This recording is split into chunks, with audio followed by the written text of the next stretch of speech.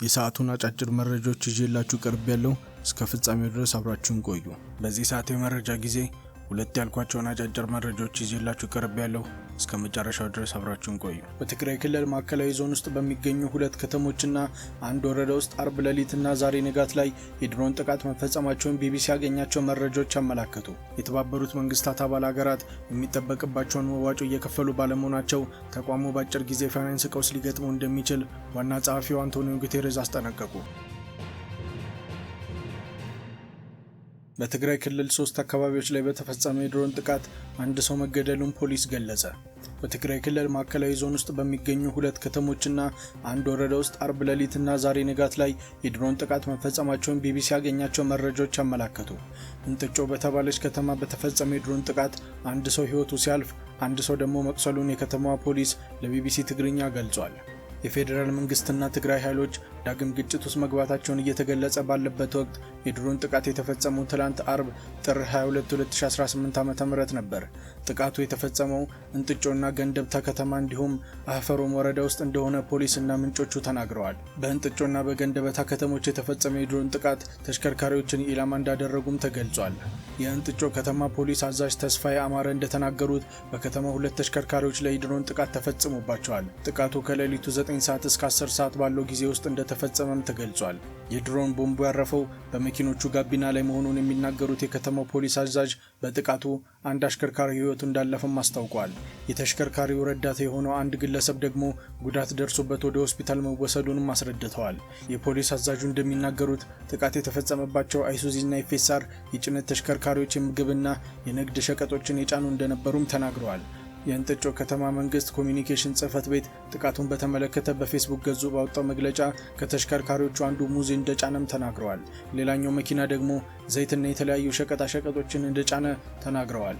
የከተማዋ ኮሚኒኬሽን ፌስቡክ ላይ ባወጣው መረጃ ላይ የሁለቱን የጭነት ተሽከርካሪዎች ፎቶግራፍ እንዳያያዘም ተናግሯል። ከጭነት መኪኖቹ አንዱ በአሽከርካሪ መቀመጫ ጋቢናው ላይ ጉዳት ደርሶበትም ይታያል። በሸራ ከተሸፈነው የተሽከርካሪው ጭነት ላይ የተወሰነ የተገለጠ ቢሆንም የተገለጠው ክፍል ሲታይ ግን ጥሬ ሙዝ ይዞም ታይቷል። ማህበራዊ ሚዲያ ላይ በተሰራጨ አንድ ቪዲዮ ሰዎች ጥቃት ከደረሰበት ከዚህ መኪና አንድ ሰው በጨርቅ ሸፍነው ሲያወጡና መሬት ላይ ሲያስቀምጡም ይታያል።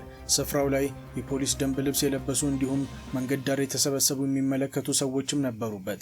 ይሁን እንጂ ቢቢሲ የዚህን ቪዲዮ ትክክለኛነት በገለልተኝነት አላጣራም። የእንጥጮ ከተማ ኮሚኒኬሽን የለጠፈው ሌላ ፎቶ ከመሃል ጀምሮ የጭነት ሸራው የተቀደደ ሌላ ተሽከርካሪ የሚያሳይ ነበረ።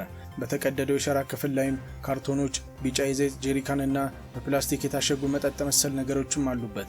መሬት ላይ ደግሞ በፕላስቲክ የታሸገ የፈሳሽ ዘይቶችም ተቀምጦና ወድቆም ይታያሉ። በገንደብታ ከተማ ከተፈጸመው ጥቃት በተመሳሳይ ተሽከርካሪ ኢላማ ያደረገ እንደሆነ ፖሊስ አዛዡና ምንጮችም ገልጸዋል። ቢቢሲ ትግርኛ ያናገራቸው ምንጮች እንደገለጹት ንጋት 11 ሰዓት ተኩል ገደማ ጥቃቱ የተፈጸመበት ተሽከርካሪ በርበሬና ሌላ ንግድ ዕቃዎችን ጭኖም ነበር። በገንደብታ ከተማና በአፈሮም ወረዳ በተፈጸሙ ጥቃቶች በሰዎች ላይ ጉዳት ስለመድረሱ ግን እስካሁን አልታወቀም። የእንጥጮ ከተማ አስተዳደር በበኩሉ የድሮን ጥቃቶች በሌሎች አካባቢ ሊደገም ስለሚችል ማህበረሰቡ ከፍተኛ ጥንቃቄ እንዲያደርግም አሳስቧል። የፌዴራል መንግስትና የትግራይ ኃይሎች ካለፈው ሳምንት መጨረሻ አንስቶ ግጭት ውስጥ ገብተዋል። የኢትዮጵያ ሰብአዊ መብቶች ኮሚሽን በትግራይ በአማራና በአፋር ክልሎች አዋሳኝ አካባቢዎች ግጭት መቀስቀሱን ትላንት አርብ ባወጣው መግለጫም አረጋግጧል። በሁለት ዓመቱ የደም አፋሳሽ የትግራይ ጦርነት ወቅት በስፋት ጥቅም ላይ የዋለው የድሮን ጥቃት ድጋሚ በተቀሰቀሰው ግጭት ላይ ጥቃት ሲፈጽም ይህ የመጀመሪያው አይደለም። በዚህ ሳምንት የትግራይ ኃይሎችና የፌዴራል ኃይሎች ግጭት ውስጥ የገቡበትን ምክንያት በጸለምት አካባቢ የድሮን ጥቃት መፈጸሙን ነዋሪዎች ለቢቢሲም ተናግረዋል።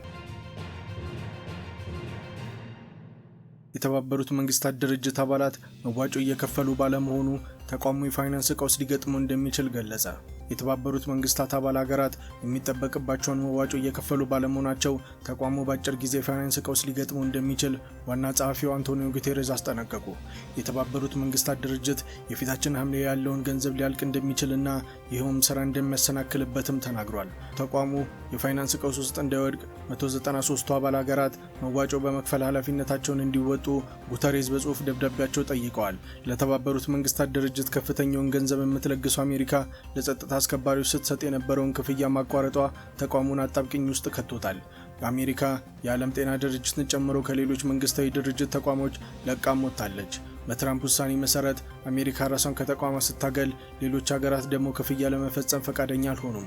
ተቋሙ እንደ አውሮፓውያን አቆጣጠር በ2025 መጨረሻ የፋይናንስ ስርዓቱን ቢለውጥም ከፍተኛ የገንዘብ ቀውስ ውስጥ ሊገባ እንደሚችልም ተነግሯል። በተባበሩት መንግስታት ድርጅት ዋና መቀመጫ ጄኔቫ ገንዘብ ለመቆጠብ ሲባል አሳንሰርና የሙቀት ማቀዝቀዣ መሳሪያዎችን አንዳንድ ጊዜ ብቻ አገልግሎት እንዲሰጡም ተደርጓል። ጉተሬዝ በጽሁፍ ደብዳቤ ገንዘብ አንከፍልም ያሉትን ሀገራት ባይዘረዝሩም ተቋሙ ከዚህ ቀደም ከገጠመው የፋይናንስ ቀውስ አሁን እጅግ የከፋ ነውም ብሏል። ቃል የተገቡ ክፍያዎችን አለመፈጸም ቋሚ በጀት ላይም ጫና ፈጥሯል። የተቋሙ ታማኝነት የሚወሰነው አባል ሀገራት ስምምነታቸውን በሚያከብሩበት ልክ ነው ሲሉም በደብዳቤያቸው ላይ አስታውቀዋል። በ2025 ከሚጠበቀው ክፍያ 77% ብቻ እንደተሸፈነም ተናግረዋል። በጣም አጣዳፊ ችግር ነው። መዋጮ ሳይሳካ በጀት መደምደም ሆነ ክፍያ መፈጸም አይቻልም። በዚህ ወር ብቻ ገንዘብ ሳንሰበስብ $227 ሚሊዮን ለማውጣት ተገደናልም ብለዋል። የተመድ የተለያዩ ድርጅቶች የሚያስፈልጋቸውን ያክል ገንዘብ አሟልተው ሰብስበው ባያውቁም ላለፉት 12 ወራት የገጠማቸው ቀውስ ከዚህ ቀደም ያልታየም ነው። ጉተሬዝ በጽሁፍ ደብዳቤ ሁሉም አባል ሀገራት የሚጠበቅባቸውን ክፍያ በጊዜውና ሙሉ በሙሉ መፈጸም አለባቸው፣ ካልሆነ የፋይናንስ ቀውስ አይቀሬ ነው ሲሉ አሳስበዋል። በ2025 አሜሪካ ከተመድ ዓመታዊ በጀት የሚጠበቅባትን ድርሻ አልከፈለችም። ለጸጥታ አስከባሪዎች ከምትከፍለው ገንዘብ ውስጥም የምትሰጠው 30% ብቻ እንደሆነም ገልጻለች። ትራምፕ ለተባበሩት መንግስታት ድርጅት የሚከፈል ክፍያ የአሜሪካን ግብር ከፋዮች ገንዘብ ማባከን ነው ብለው ራሳቸውን ከ31 የተመድ ተቋም ሀገሪቱን አስወጥተዋል። አሜሪካ ባለፈው ዓመት ለተባበሩት መንግስታት ድርጅት ሰብአዊ ድጋፍ የለገሰችው $2 ቢሊዮን ብቻ ሲሆን በ2022 ተቋሙ ያወጣው $17 ቢሊዮን ነው። ዩናይትድ ኪንግደም፣ ጀርመን እና ሌሎች ሀገራት ለተባበሩት መንግስታት ድርጅት የሚሰጡትን ገንዘብ እንደሚቀንሱም አስታውቀዋል። በሌላ በኩል ትራምፕ ያቋቋሙት የሰላም ቦርድ የተባበሩት መንግስታት ድርጅት ሚና የሚገዳደር እንደሆነም እየተገለጸ ይገኛል። ተመድ በተለያዩ አካባቢዎች መርማሪዎችን ለማሰማራት የሚያስፈልገው ገንዘብ ከሌላው የሰብአዊ መብት ጥሰቶችና የጦር ወንጀሎች ሳይመዘገቡ እንደሚያልፍም አስታውቋል። በወሊድ ወቅት በሚገጥም የእናቶች ሞት ግንባር ቀደም በሆነችው አፍጋኒስታን የተባበሩት መንግስታት ድርጅት የእናቶችና የህፃናት ክሊኒኮችንም ተዘግተውበታል። በሱዳን ከእርስ በርስ ጦርነት ለሚሸሹ ተፈናቃዮች የዓለም ምግብ ፕሮግራም እርዳታ ማቅረብም አልቻለም።